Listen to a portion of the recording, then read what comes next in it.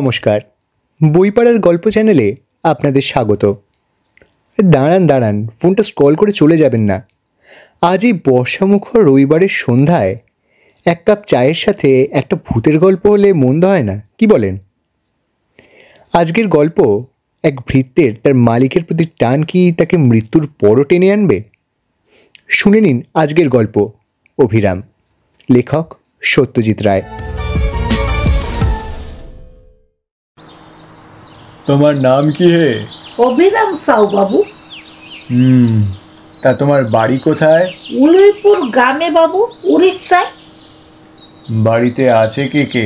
আমার দাদা আছে, বৌদি আছে, দুই ভাইপো আছে। তা তোমার বাড়ি যেতে হয় না? কালে ভদ্র বাবু, আমি তো সংসার করিনি। ধান জমি কিছু আছে, দাদাই দেখে।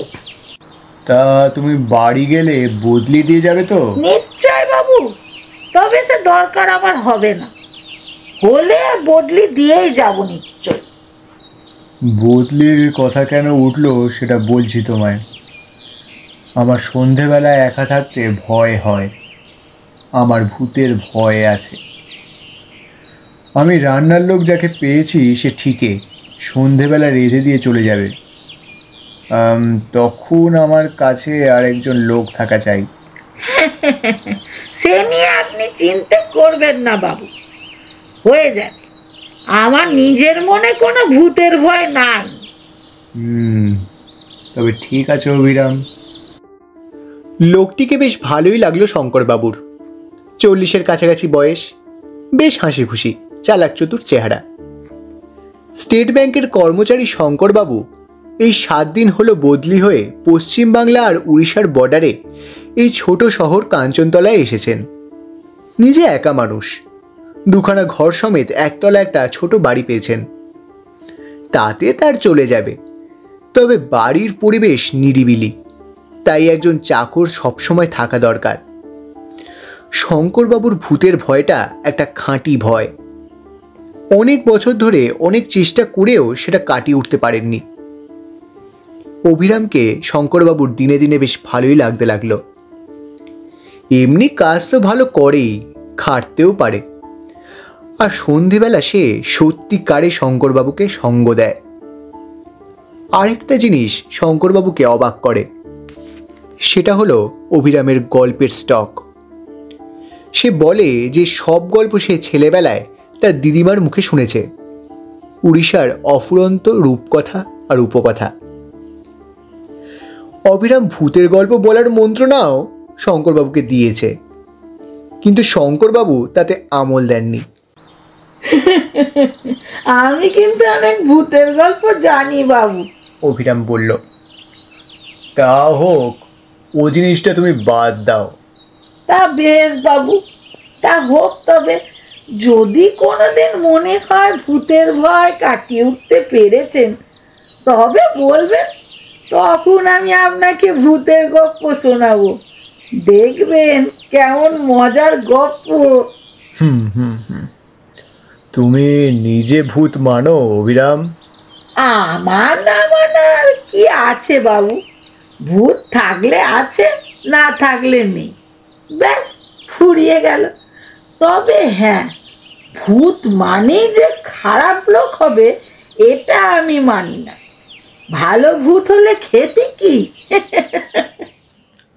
কথা আর বেশি আগালো না।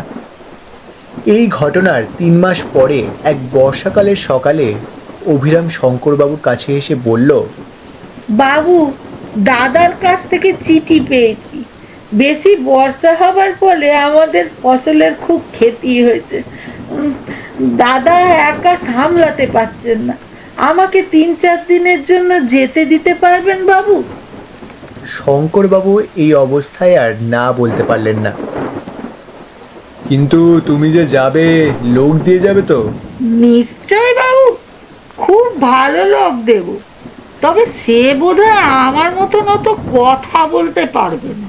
তা হোক, সন্ধেবেলাটা আমাকে একটু সঙ্গ দিতে পারলেই হলো।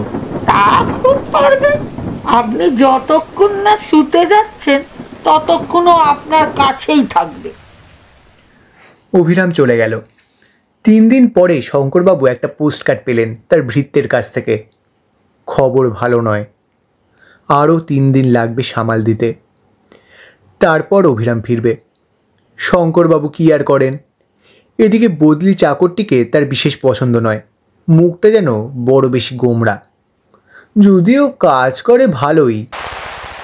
আকাশবাণী কলকাতা, খবর পড়ছি অয়ন চক্রবর্তী। মুখ্যমন্ত্রী বলেছেন বন্যা ত্রাণের জন্য তিনি আরও ব্যবস্থা নেবেন। পরদিন সকালে রেডিওতে খবর শুনে শঙ্করবাবু স্তম্ভিত। তার চাকরের গা এবং তার চারপাশের বেশ অনেকখানি এলাকা জুড়ে প্রচণ্ড ঝড় বৃষ্টির ফলে হাজার হাজার লোক মারা গেছে এবং আরও অনেক বেশি লোক গৃহহীন। শঙ্করবাবু মাথায় হাত দিয়ে বসে পড়লেন। এই অবস্থায় কি করা উচিত তা তিনি স্থির করতে পারলেন না। চিঠি লিখেও লাভ নেই, অভিরামও যে লিখবে এমন কোনো ভরসা নেই। অভিরামের বদলি নিতাইও এ ব্যাপারে কিছু সাহায্য করতে পারল না। রাত 10টা পর্যন্ত বাবুকে সঙ্গ দিয়ে নিতাই উঠে পড়ল। শঙ্করবাবু একা তার শোয়ার ঘরে প্রবেশ করলেন। বিছানায় শুয়ে বুঝলেন যে তার ঘুম আসার সম্ভাবনা কম।